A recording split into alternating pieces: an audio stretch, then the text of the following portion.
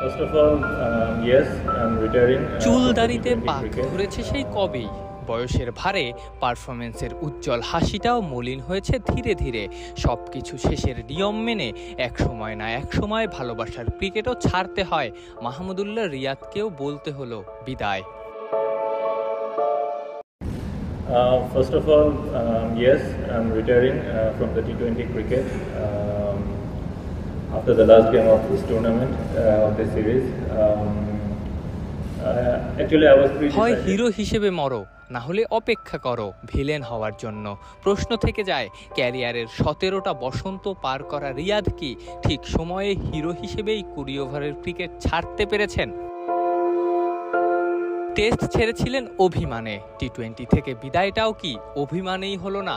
নিজের প্রতি অভিমানে, নায়ক হয়ে বিদায় নিতে না পারার অভিমানে, সাইলেন্ট কিলারের বিদায়টাও কি সাইলেন্টই হলো না?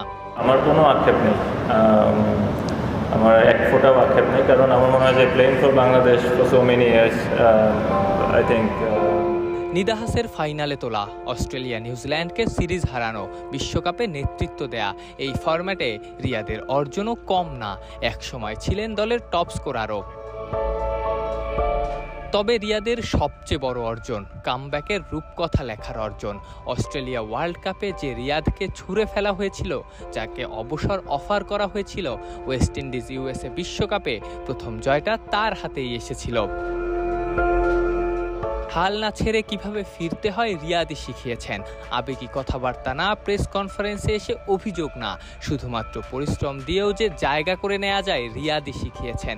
জীবনে তাই যারা লড়তে চায়, জিততে চায়, মাহমুদুল্লাহ রিয়াদ তাদের জন্য উদাহরণ, জলজ্যান্ত উদাহরণ, চোখের সামনের